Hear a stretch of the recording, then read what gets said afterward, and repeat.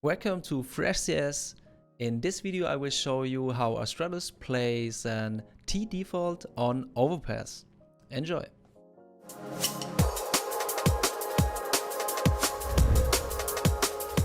At first I want to mention that I'm switching now my video content to English. Normally I'm a German streamer and I'm a German coach for the community, and some guys asked me to provide some English content so everybody can understand it, and not everybody can speak German, of course.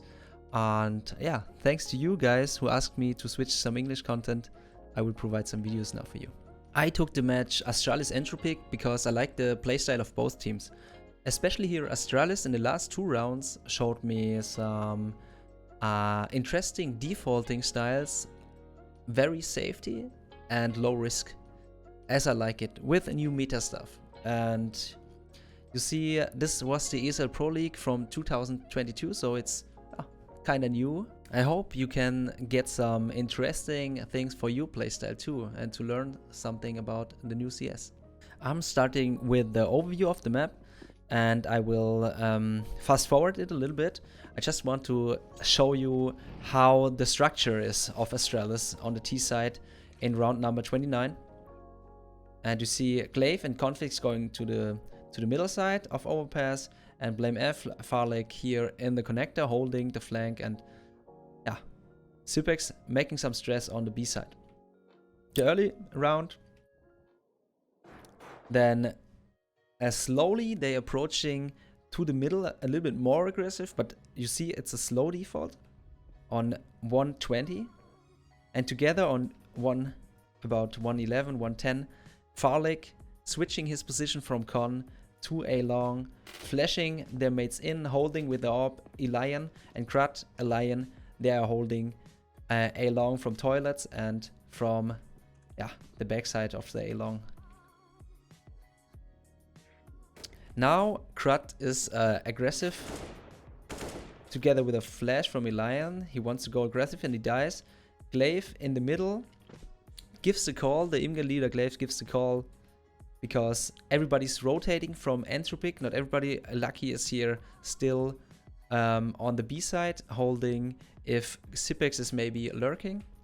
And then together with a flashbang, blameF clears the middle side, goes together with blameF to con, will be flashed out to the B short side, and now in the late game there's an execute on B, and while 2 players are still on the A side,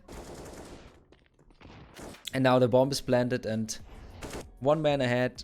It's just the advantage of the T's, which ends in the round win of Astralis. I hope you understand why I like this default so much, and now I want to go into the details of the parts of the players. There we go. Config as an A player in phase A, early round, taking mid. You see, config is the one who's flashing, blameF the one who's extinguishing the Molotov, and yes, he's just holding A long offensive, a little bit more offensive, and waiting if the CTs are pushing.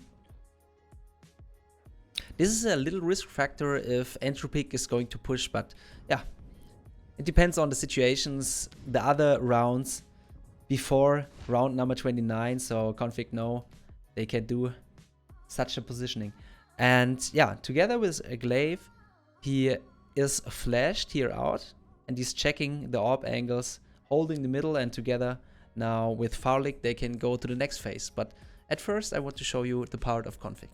The second A player, which is blameF, dropping the bomb, extinguishing the Molotov. blameF holding here from the middle, behind the smoke. He's ready with a flashbang. Now he's jump spotting if anybody's coming, and he's holding the smoke. Maybe one guy is pushing, so he's really defensive. Don't take any unnecessary risks. And now he is molotoving the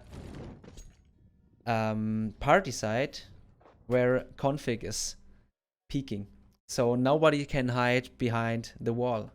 The flashbang is used to flash the AWP player if he's on the party area. so config can go further onto the map. Yeah, and that's it in the early game.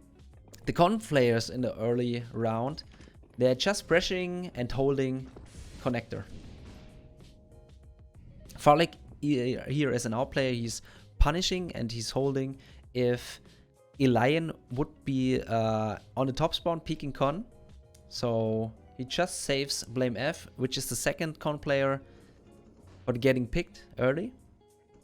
And you see the time, he's just waiting 20 seconds or something into the connector, dropping his Molotov for blameF, so blameF can Molotov, and then he's switching together with his mate to the A side A long.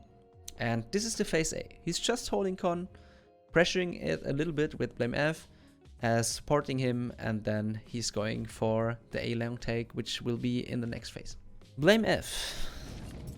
He's the con player from Astralis, you can say. He's playing a decent job and he's a patient guy if he needs to.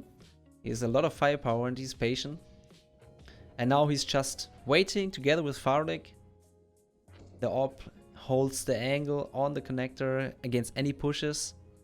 And now he's just running, making some pressure while molotoving the upper side, the lower side I meant. And then catching up with the Molotov, holding the connector. Door is naded, and you see the time on 1:15. He's just holding a defensive angle a long time, and yeah, just to get the information what happens in con, to give information to your mates, and to hold the push for the flank. The B lurk, Zipex, showing some presence on B short or in front of the monster area with a flashbang in a Molotov. Molotoving short and flashing monster.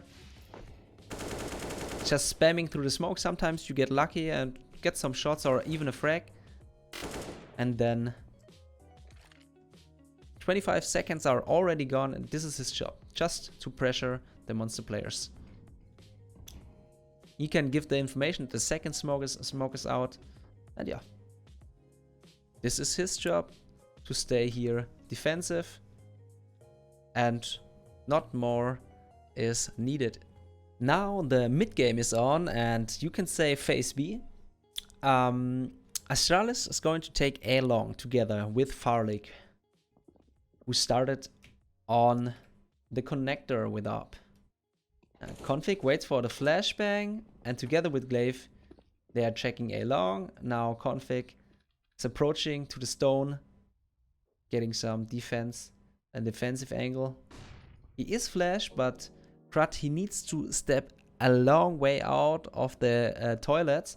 So config is able to fight, and Farlig with an op was a little bit faster and destroying Crud. And then the call from blameF, I guess, came out of the reaction. Config holding the flank or the re-aggression, and then he rotates. But at first, we are in the mid game taking A long. blameF's position here is to be the entry with the bomb even. And now the interesting point is blameF showed the bomb to Elian and to the radar of Entropiq that the bomb is A long. Immediately he's switching his position, smoking off the A toilets, flashing himself into A short, dropping the bomb. This is a little fact: if he dies, the bomb will be dropped in A mid for the CTs, and that would be crucial. And now he's switching with the bomb, communicating with his teammates. You can see it while he's looking at Farlig to go B. He is telling him to go B, and now he wants a flashbang on A short so he can cross into connector. And that's it for blameF. The third A player, the Opper, which is often the supporter with his flashbangs because he needs to stay behind the rifles. They need to assault to take the map control. So he's flashing very, very far that the AWP is blind enough so they can cross. And he can hold the angle. And Elian, he's a smart guy. He knows he can't re-peek because Farlig has the advantage.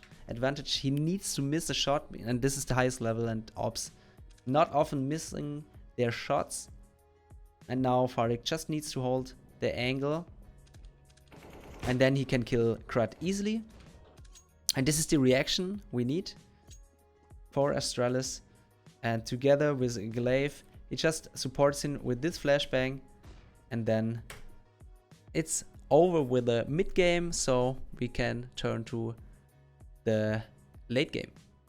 blameF, as the con player, he just need to hold. He just need to stay defensive in the mid game and waiting for his in-game leader and his mates for the next commands, and that blameF is coming to him.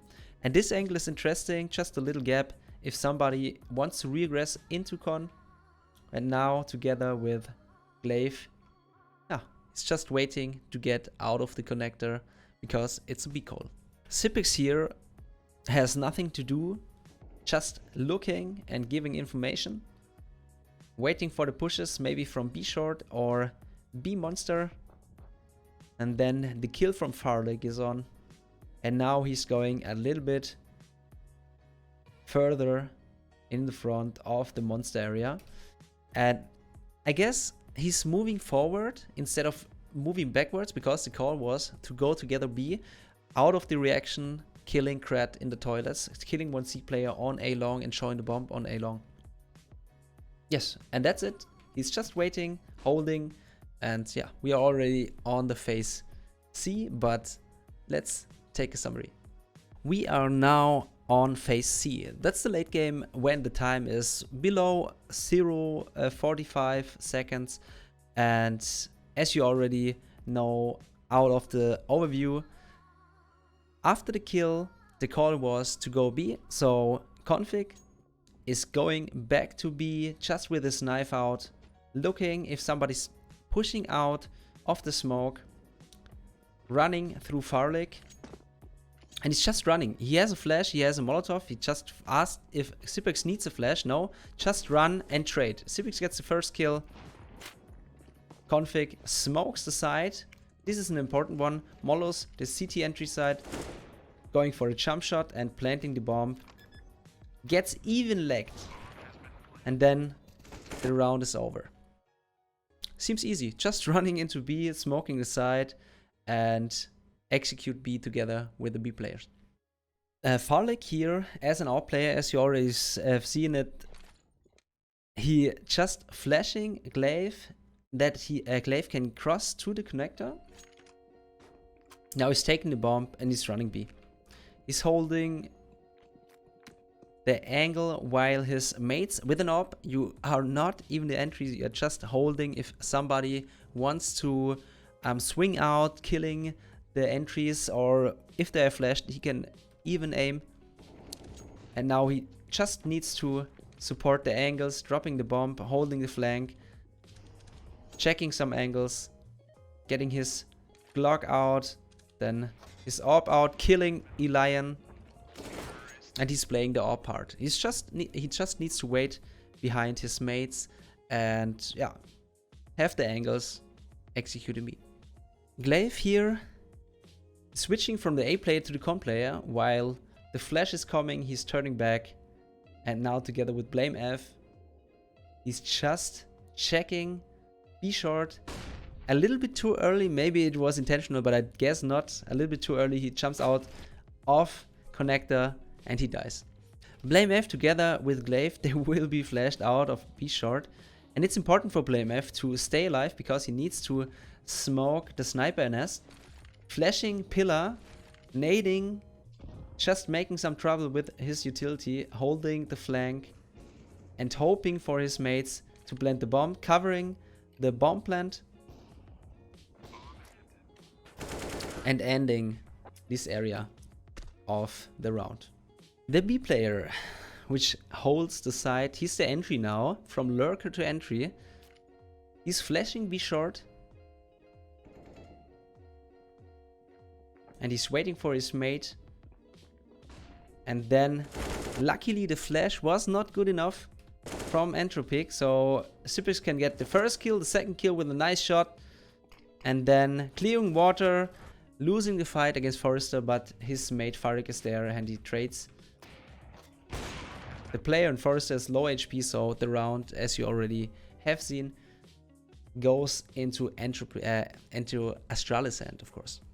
If we summarize this default on Overpass from the T side of Astralis, we can say, yeah, the plan was to taking slowly the map control, especially along and connector, and to show presence on B, force rotation from A after one kill. The reaction play is to execute B in the late game.